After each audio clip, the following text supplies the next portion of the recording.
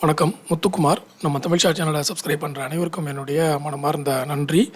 எல்லோரும் டிஸ்க்ளைமர் பார்த்துக்கோங்க. நம்ம சேனலில் கொடுக்குற அனைத்து தகவல்களும் ஒன்லி ஃபார் எஜுகேஷன் மட்டும்தான். இதில் எதுவும் ரெக்கமெண்டேஷன்ஸோ டிப்ஸோ கிடையாது.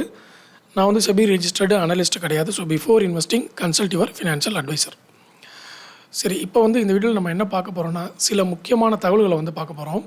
ஃபஸ்ட்டு விஷயம் என்னென்னா, லே ஆஃப் இந்த மார்ச் மாதம் தொடங்கின ஏப்ரல் மாதம் ஃபஸ்ட்டு வீக்கில் நமக்கு நடந்த விஷயம் பார்த்திங்கன்னா, ரொம்ப அதிர்ச்சிகரமான தகவல் என்னென்னா, காலையில் 6 மணிக்கு ஆரக்கிள் எம்ப்ளாயீஸ்க்கு மெயில் வந்திருக்கு. அடுத்த 5 மினிட்ஸில் அவங்களுடைய login ID, user name, password எல்லாமே டெலீட் பண்ணிட்டாங்க, பிளாக் பண்ணிட்டாங்க. ஸோ 5 மினிட்ஸில் அவங்கள வேலையை விட்டு தூக்கிட்டாங்க. ஒரே ஒரு மெயில், அவ்வளோதான். அந்த மெயில் நான் காமிக்கிறேன், நீங்கள் பாருங்கள். இந்த மெயில் நான் டெலிகிராமில் போஸ்ட் பண்ணுறேன், நீங்கள் எல்லோரும் செக் பண்ணி பார்த்துக்குங்க. ஸோ இந்த மெயில் காலையில் இமீடியட் ஆக்ஷன் ரெக்யர்டுன்னு சொல்லி காலையில் 6 மணிக்கு அமுச்சிட்டு 5 நிமிஷத்தில் வேலையை விட்டு தூக்கிட்டாங்கன்னா அவங்களுடைய மனநிலைமை எப்படி இருக்குன்னு யோசிச்சு பாருங்கள். இவ்வளோ நாள் 2 லட்ச ரூபா சேலரி வருது, இல்லை 3 லட்ச ரூபா சேலரி வருது. திருப்பி இனிமேல் அந்த சேலரி இல்லை அப்படின்னா அவங்க அதை வச்சு என்னென்ன கமிட்மெண்ட்டில் இருந்திருப்பாங்கன்றதே நமக்கு தெரியாது. அது எதுவுமே இனிமேல் சக்ஸஸ்ஃபுல்லாக ரன் பண்ண முடியாது. ஒரு பேனிக் ஆகிடுவாங்க. அதுக்கு ஒரு நண்பர் கமெண்ட் போட்டிருந்தார். திருப்பியும் அந்த மெயிலெலாம் கூட ரொம்ப வைரலாக போய்கிட்டு இருக்கு ட்விட்டரில். இந்த மாதிரி காலையில் அமிச்சிங்கன்னா சில பேருக்கு ஹார்ட் அட்டாக் வந்துடும். அதனால் நீங்கள் முன்னாடியே ப்ரிப்பேர் பண்ணுங்கள். மேபி நமக்கு ஆள் குறைப்பு ஏற்படலாம். நீங்கள் கொஞ்சம் ஒரு 2-3 மாதத்துக்கு முன்னாடி ஒரு ஜென்ரல் நோட்டீஸ் மாதிரி கொடுத்துட்டு அதுக்கப்புறமா கொஞ்சம் கொஞ்சமாக அதை பண்ணுங்கள். ஒரே நாள் காலையில் சடனாக எதுவுமே தெரியாமல் காலையில் 6 மணிக்கு எந்திரிச்சு பார்க்கும்போது நீங்கள் வேலையை விட்டு நிறுத்தியாச்சுன்னு சொல்லி ஒரு மெயிலை போட்டிங்கன்னா, அதை படிக்கும்போது ரொம்ப வீக்காக இருக்கிறவங்க, ஒரு 45 இயர்ஸ் 50 இயர்ஸில் இருக்கிறவங்களுக்கு ஹார்ட் அட்டாக் கூட வரும் அப்படின்னு சொல்லி ஒருத்தர் அதை ரிப்ளை போட்டிருந்தார். ஸோ அந்த ட்வீட் ரொம்ப ஃபேமஸாக போயிட்டுருக்கு. ஏன்னா இது உண்மையிலே அந்தளவு பாதிக்கக்கூடிய விஷயம் தான். ஸோ இப்போ இந்த லே ஆஃபில் என்ன நடந்திருக்கு அப்படின்றத பார்ப்போம். இதுக்கு மேஜர் ரீசனாக எல்லாருமே ப்ளேம் பண்ணுறதுன்னா ஏஐன்ற ஒரு விஷயத்தை மட்டும்தான்.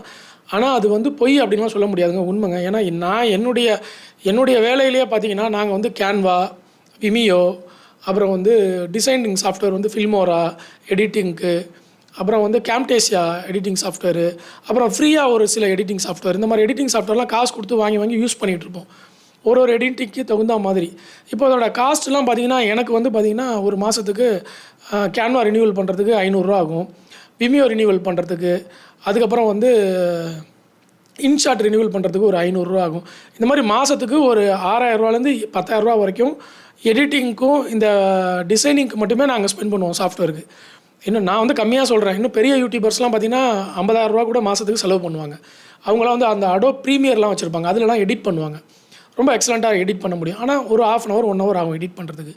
இப்போ எங்களுக்கே பார்த்தீங்கன்னா ஏஐ வந்ததுக்கப்புறம் இந்த எடிட்டிங் டூலில் போய் நாங்கள் பண்ணுற ஒரு 1/2 மணி நேரம் வேலையை இந்த ஏஐ 5 மினிட்ஸில் முடிச்சு கொடுத்துருது. 5 மினிட்ஸ் கூட இல்லை, 3 மினிட்ஸில் முடிச்சு கொடுத்துருது. நமக்கு எப்படி கேட்கணும்னு தெரிஞ்சால் போதும். அந்த மாதிரி ஏஐ பண்ணி கொடுக்குது. அப்போ இப்போ நான் என்ன பண்ணுறேன்னா, இந்த மாதம் ரினியூவல் பண்ணுறது எல்லாத்தையும் குறைச்சிட்டேன். ஏதாவது ஒரு டூல் இருந்தால் போதும், இல்லைனா தேவைப்பட்டால் ரினியூவல் பண்ணிக்கலாம், இல்லைனா ரினியூவல் பண்ணிக்க வேண்டாம் அப்படின்ற கண்டிஷனுக்கு வந்தாச்சு. அப்போது ஒரு சாதாரண எங்கேயோ ஒரு இடத்துல இருக்கிற ஒரு சின்ன யூடியூபர் நான், எனக்கே இப்படி இருக்குது அப்படின்றப்போ, அப்போது மற்றவங்களுக்கு எப்படி இருக்குன்னு நீங்களே யோசிச்சு பாருங்கள். மற்ற பெரிய பெரிய கார்ப்பரேட் கம்பெனிகளுக்கு எப்படி இருக்குன்னு யோசிச்சு பாருங்கள். கண்டிப்பாக அவங்க இந்த ஏஐயை பயன்படுத்துறது மூலயமா அவங்களுக்கு நிறைய பாதிப்புகள் ஏற்படும். இப்போது அவங்க வேலையை விட்டு அனுப்புறதுக்கு இன்னும் ரீசன் சொல்கிறேன். இப்போ அடோப் அனௌன்ஸ்மெண்ட் கொடுத்துருக்காங்க, சைலண்ட் லே ஆஃப் பண்ணுறாங்க அடோப்பில். சைலண்ட் லே ஆஃப்னா டெய்லி 3 பேர் 4 பேர் 5 பேர் அப்படி பல்காக பண்ணாமல் கொஞ்சம் கொஞ்சமாக பண்ணுறது. அப்போ ஏன் அப்படி பண்ணுறாங்க அப்படின்னு பார்த்தீங்கன்னா, இப்போ நான் சொன்னால அடோப் ப்ரீமியர் இனிமேல் தேவைப்படாது அப்படின்றப்போ, ஃபோட்டோ எடிட்டிங்க்கு எனக்கு தேவை இல்லைன்றப்போ நான் வாங்க மாட்டேன்.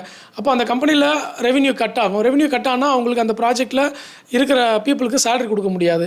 ஸோ ஆட்டோமேட்டிக்காக எனக்கு இவ்வளோ பேர் வேணாம், இவ்வளோ பேர் இருந்தால் போதும்னு சொல்லிவிட்டு அவங்க அதை கன்வெர்ட் பண்ணுறாங்க.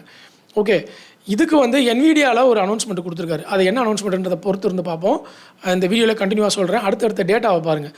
இந்த டேட்டா பாருங்கள், ரொம்ப ஷாக்கிங்கான டேட்டா. இப்போ நீங்கள் பார்த்துட்டு இருக்கிறது லே ஆஃப் ஸ்டாட்டிஸ்டிக்ஸ் 2024லேருந்து 2026 வரைக்கும் நமக்கு என்ன நடந்திருக்கு அப்படின்னா, 2024ல் 1,52,000 பேர் லேட் ஆஃப் பண்ணியிருக்காங்க. கம்பெனி 549 கம்பெனிகளுக்கு மேலே இன்வால்வ் ஆகிருக்கு லே ஆஃபில் 2024ல். அது எப்போனா ஏஐ ரீஸ்ட்ரக்சரிங் வந்தப்போ, அப்புறம் பேண்டமிக்கு அதெல்லாம் பண்ணப்போ காஸ்ட் கட்டிங்லாம் பண்ணாங்க பேண்டமிக்கில். ஓகே, ஏன்னா நிறைய பேருக்கு கம்பெனி ரன் பண்ண முடியல, அதனால் காஸ்ட் கட்டிங்கும் அதில் ஆட் ஆச்சு. கொஞ்சம் அந்த பேண்டமிக் முடிஞ்சதுக்கப்புறம் 2020 நமக்கு பேண்டமிக் வந்துச்சு இல்லையா, அதுக்கப்புறம் அதனுடைய இம்பேக்ட் இருக்குன்னு சொல்லி 2024 பண்ணாங்க. ஆனால் அப்போயே ஏஐயோடைய தாக்கம் வந்துருச்சு. ஸோ உலகளாவிய லெவலில் 1,52,900 பேர். அடுத்து 2025 பாருங்கள் 60% இன்க்ரீஸ் ஆகிருக்கு. இங்கே தான் இந்த பர்சன்டேஜ் தான் நமக்கு ரொம்ப முக்கியம். 2024 விட 2025 60% லே ஆஃப் இன்க்ரீஸ் ஆகிருக்கு. ஓகே, அவங்க என்ன பண்ணியிருக்காங்க, 2,45,000 பேரை வந்து வேலையை விட்டு தூக்கியிருக்கிறாங்க. அதில் 783 கம்பெனிகள் அதில் இன்வால்வ் ஆகிருக்கு. அதில் இன்ஃபோசிஸ், டிசிஎஸ் எல்லாமே இன்க்ளூடிங்.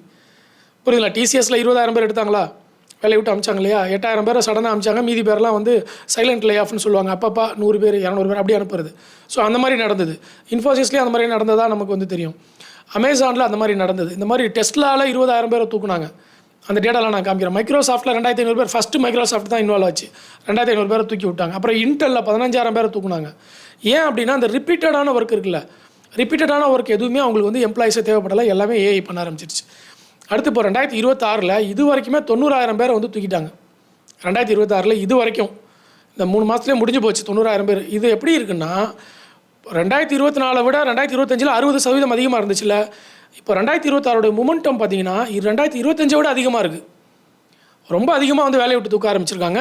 அது இன்னும் 3 மாதத்தில் அதிகமாகும் அப்படின்னு பயப்படுறாங்க. இந்த 2026 எப்படியும் ஒரு 5 லட்சம் பேரையாவது இது கிராஸ் பண்ணும் அப்படின்னு சொல்லி பயப்படுறாங்க. ஓகே, அதுக்கு வந்து இன்வால்வ் ஆன நிறுவனங்கள் பார்த்தீங்கன்னா 2024 பாருங்கள், இன்டெல் வந்து நமக்கு என்ன பண்ணியிருக்காங்க, 15,000 பேரை வேலையை விட்டு தூக்கியிருக்காங்க. ஓகே, எவ்வளோ $10 பில்லியன் வந்து சேவ் பண்ணுறதுக்காக இதை பண்ணியிருக்கிறதா வந்து அவங்க தகவல் கொடுத்துருக்காங்க. அடுத்தது டெஸ்லாவை பொறுத்தவரை என்ன கொடுத்துருக்குறாங்க, டெஸ்லாவில் வந்து இங்கே பாருங்கள், இன்னும் தெளிவாக உங்களுக்கு காமிக்கிறேன். இருங்க, என்னுடைய வீடியோ வரலனாலும் பரவாயில்ல. இப்போ பாருங்கள், டெஸ்லாவை பொறுத்தவரை உங்களுக்கு என்ன கொடுத்துருக்காங்க, லேட் ஆஃப் வந்து 20,000 எம்ப்ளாயிஸ் கொடுத்துருக்குறாங்க. Okay, so due to weakening EV demand அப்படின்றத வந்து கொடுத்துருந்தார். இப்போது இதை நல்லா இந்த லைனை வந்து ரொம்ப நல்லா அண்டர்ஸ்டாண்ட் பண்ணிக்கோங்க. ஈவியோடைய டிமாண்டு வீக் ஆகுதுங்கிறத 2024 அவர் வந்து சொல்லியிருக்காரு டெஸ்லா. ஆனால் ஈவியோடைய சேல்ஸ் வந்து யூஎஸில் அதிகமாகிட்டு தான் வருது. ஆனாலும் டிமாண்டு வந்து பெருசாக இல்லைங்கிறத வந்து ஐடென்டிஃபை பண்ணிட்டாங்க. இப்போ டெஸ்லா வந்து இன்னொரு விஷயம், இது வந்து நீங்கள் அப்படியே செயின் லிங்க் மாதிரி கனெக்ட் பண்ணிக்கணும். ஓகேவா? ரொம்ப முக்கியமான ஜியோ பொலிட்டிக்கல் நியூஸ் இது. இப்போ அவர் என்ன போட்டிருக்காரு, 20,000 பேரை வேலையை விட்டு அமைச்சிருக்காரு இல்லையா? அதுக்கப்புறம் இப்போ இந்த வருஷம் என்ன பண்ணாங்கன்னா 2026 ஸ்டார்டிங்கில் 2025 எண்டிங்லேயே பார்த்தீங்கன்னா இந்தியாவில் வந்து அவர் ஈவி பற்றி சேல் பண்ணுறதுக்கு நிறைய பேச்சுவார்த்தை நடத்தினாங்க. அதில் வந்து இந்திய அரசாங்கம் ஒத்துக்கல. அதுக்குள்ளேயே என்ன பண்ணிட்டாங்கன்னா டெஸ்லா எப்படியும் உள்ளே வந்துருன்றது தெரிஞ்சுக்கிட்டு தான் மாருதி, டாட்டாலாம் வேகமாக ஈவி காரை வந்து ரிலீஸ் பண்ண ஆரம்பிச்சிட்டாங்க. ஓகே, நீங்கள் முதல்ல மார்க்கெட்டை பிடிச்சிருங்க, அதுக்கப்புறம் நம்ம டெஸ்லாக்கு அலோவ் பண்ணலான்னு சொல்லிட்டு ஒரு பிளானில் இந்தியா கவர்மெண்ட் வந்து போயிட்டுருக்கு. ஸோ அப்படி இருக்கும்பொழுது மாருதியும் ஓரளவுக்கு உள்ளே வந்துட்டாங்க, டாட்டாவும் ஓரளவுக்கு உள்ளே வந்துட்டாங்க. ஓகே, ஈவி மார்க்கெட்டை ஓரளவுக்கு வந்து இப்போது பிடிச்சிருக்கிறாங்க, மஹிந்திராவும் ஓரளவுக்கு பிடிச்சிருக்கிறாங்க. இப்போ இது இல்லாமல் டெஸ்லா இந்த வருஷம் வந்து உள்ளே வரதுக்கு கன்ஃபார்மாக பேச்சுவார்த்தை நடத்தி முடிச்சிருக்கிறாங்க. ஸோ டெஸ்லா உள்ளே வரணும் அப்படின்னா முதல்ல வந்து டெஸ்லா என்ன பண்ணுவாங்கன்னா இந்தியாவில் கான்சன்ட்ரேட் பண்ண மாட்டாங்க, யூரோப்பில் தான் கான்சன்ட்ரேட் பண்ணுவாங்க. டெஸ்லா யூரோப்புக்கு போகணும் அப்படின்னா யூரோப்பில் பெட்ரோல் வெஹிக்கிள் விற்கக்கூடாது. பெட்ரோல் வெஹிக்கிள் விற்கக்கூடாதுன்னா பெட்ரோல் அவங்களுக்கு சரியாக கிடைக்கக்கூடாது. பெட்ரோல் சரியாக கிடைக்கலன்னா எல்லாருமே ஆட்டோமேட்டிக்காக ஈவிக்கு மாறுவாங்க. இப்போ வரைக்கும் 80% வந்து யூரோப்பில் பெட்ரோல் வெஹிக்கிளில் தான் இருக்கிறாங்க. 20% வந்து ஹைப்ரிட் வெஹிக்கிளுக்கு தான் மாறி இருக்கிறாங்களே தவிர பியூர் ஈவிக்கு வந்து மாற மாட்டேங்கிறாங்க. ஸோ மாறணும் அப்படின்னா யூரோப்புக்கு பெட்ரோல் கிடைக்காம பண்ணணும். யூரோப்புக்கு பெட்ரோல் கிடைக்காம பண்ணுனா அவங்க ஆட்டோமேட்டிக்காக ஈவி வெஹிக்கிளுக்கு மாறுவாங்க. அவங்க அதாவது இந்தியன்ஸை கன்வின்ஸ் பண்ணுறது ரொம்ப கஷ்டம். நம்ம வந்து பொறுத்திருந்து பார்த்து மெதுவாக தான் கன்வின்ஸ் ஆகும். யூரோப் அப்படி இல்லை. ஒரு பிரச்சனைனா உடனே ஆல்டர்னேட் சொல்யூஷன் நோக்கி இன்ஸ்டண்ட்டாக ஜம்ப் ஆகிடுவாங்க. ஓகேவா? ஸோ அப்போ என்னென்னா அவங்களுக்கு ஒரு 6 மாதம் பெட்ரோல் கிடைக்காம பண்ணோம், இல்லை விலையேற்றத்தை ஃப்ளக்சுவேஷனில் கொண்டு வந்தோம்னா ஆட்டோமேட்டிக்காக அவங்க ஈவிக்கு மாறிடுவாங்க. இப்போ நடக்கிற இது கூட நீங்கள் ஸ்லைட்டாக லிங்க் பண்ணி பாருங்கள், உங்களுக்கு இன்னும் டேட்டா கிடைக்கும். ஓகேவா? யூரோப்புக்கு ஏன் வந்து இப்போ பெட்ரோல் போகிறது வந்து அதிகமாக பிரச்சனை பண்ணுறாங்க, ஏன் வந்து யூகே வந்து ஈரான் அடிக்குது, ஸ்ட்ரைட் ஆஃப் 6 மாதம் மட்டும் மெயினாக வச்சுக்கிட்டு ஏன் அட்டாக் பண்ணிகிட்டு இருக்கிறாங்க, பெட்ரோல் கிடைக்க விடாமல் ஏன் பண்ணுறாங்க, க்ரூட் ஆயில் ப்ரைஸை ஏன் வந்து ஃப்ளக்சுவேட் பண்ணிக்கிட்டே இருக்காங்க, இதெல்லாம் இரிட்டேட் ஆச்சு. நமக்கு பெட்ரோல் கிடைக்கல, 10 நாள் போய் பெட்ரோல் பங்கில் நின்றுட்டு வந்தோம், வண்டி இல்லைன்னா என்ன பண்ணுவாங்கன்னா ஆட்டோமேட்டிக்காக ஈவிக்கு மாறிடுவாங்க. அப்போது அது வந்து யூஎஸில் இருக்கக்கூடிய நிறுவனங்களுக்கு ஃபேவரபுளாக மாறும், முக்கியமாக டெஸ்லாக ஃபேவரபுளாக மாறுங்கிறத நம்ம அண்டர்ஸ்டாண்ட் பண்ணிக்கணும். ஓகே, நீங்கள் வார இது கூட வந்து நீங்கள் லிங்க் பண்ணிக்கலாம் அப்படிங்கிறது. ஓகே, இப்போ நம்ம திருப்பி இந்த டைட்டிலுக்கு போயிடுவோம். சிஸ்கோ 10,000 பேரை வந்து வேலையை விட்டு தூக்குனாங்க 2024. மைக்ரோசாஃப்ட் 2,500, டெல்லு 6,000 பேரை வேலையை விட்டு தூக்குனாங்க. அடுத்து 2025 பாருங்கள், இன்டெல் 27,000 பேர், அமேசான் 14,000 16,000 பேரை வேலையை விட்டு தூக்குனாங்க. மைக்ரோசாஃப்ட் அதுக்கப்புறம் 15,000 எம்ப்ளாயிஸ் 2025 தூக்குனாங்க. அவங்க சொல்லியிருக்கிற டேட்டா பாருங்கள். ஓகே, இன்ஜினியரிங் அண்ட் கேமிங் வந்து கொடுத்துருக்குறாங்க மைக்ரோசாஃப்ட்டில். அடுத்து வெரிசான் 15,000 பொசிஷன்ஸை வந்து கட் பண்ணியிருக்கிறாங்க. டாட்டா டிசிஎஸ் 20,000 பேரை வந்து தூக்குனாங்க. பேனாசோனிக் 10,000 பேரை வேலையை விட்டு தூக்குனாங்க. யூபிஎஸ் 20,000 பேர்.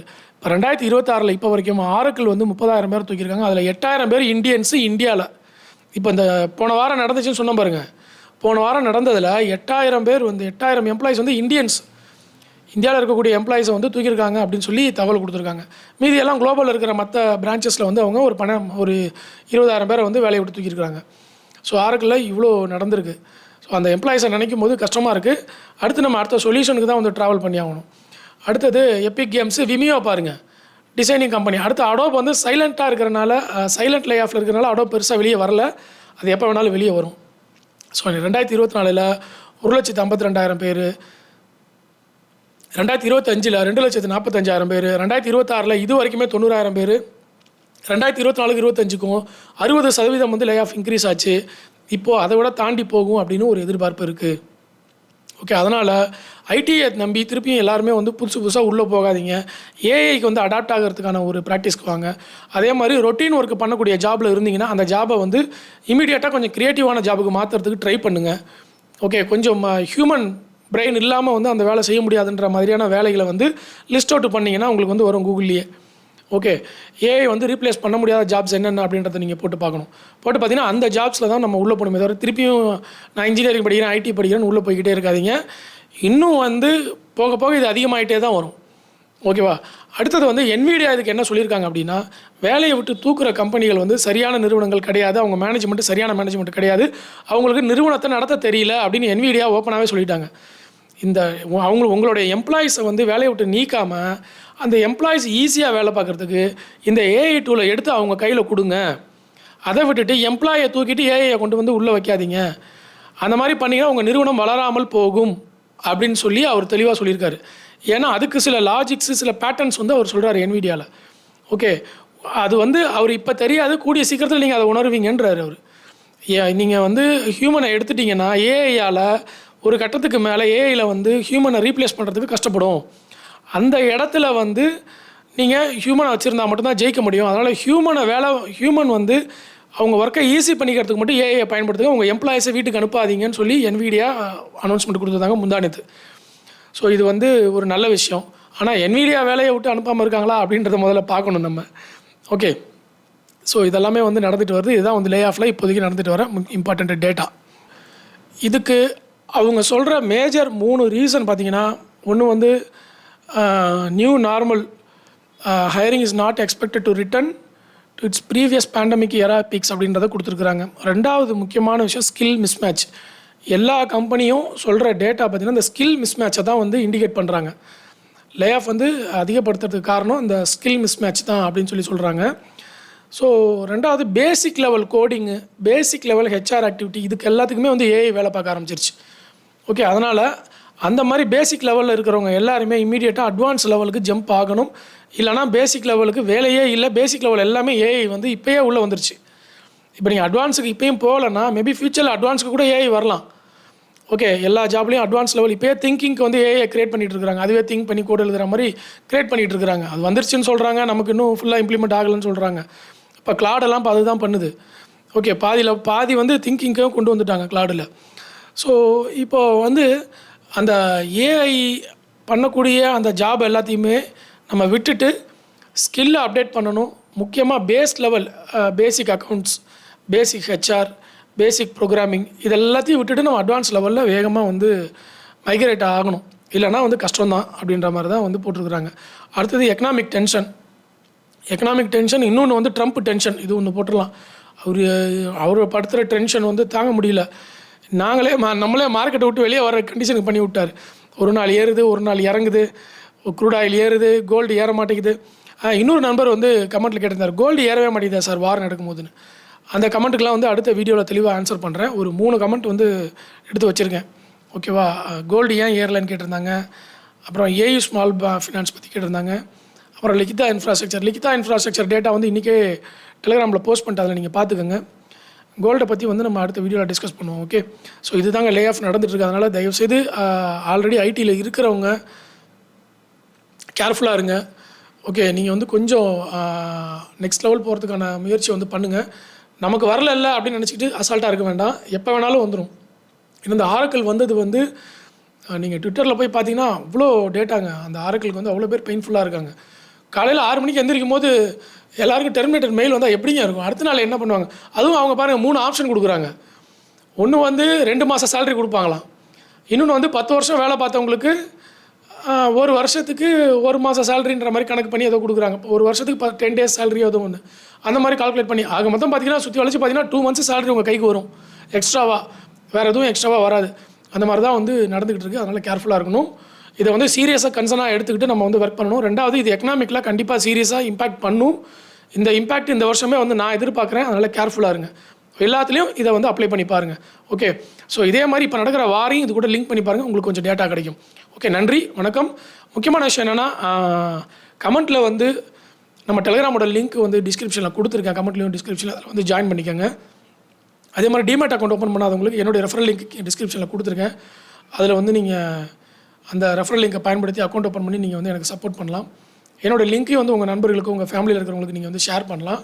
இன்னொரு விஷயம், நம்ம வீடியோஸ் வந்து ஷேர் பண்ணுங்கள். உங்களுடைய ட்ரேடிங் குரூப், உங்களுடைய ஆஃபீஸ் குரூப்பு, உங்களுடைய மற்ற ட்ரேடிங் நெட்வொர்க்லலாம் வந்து நம்ம வீடியோஸ் வந்து ஷேர் பண்ணுங்கள்.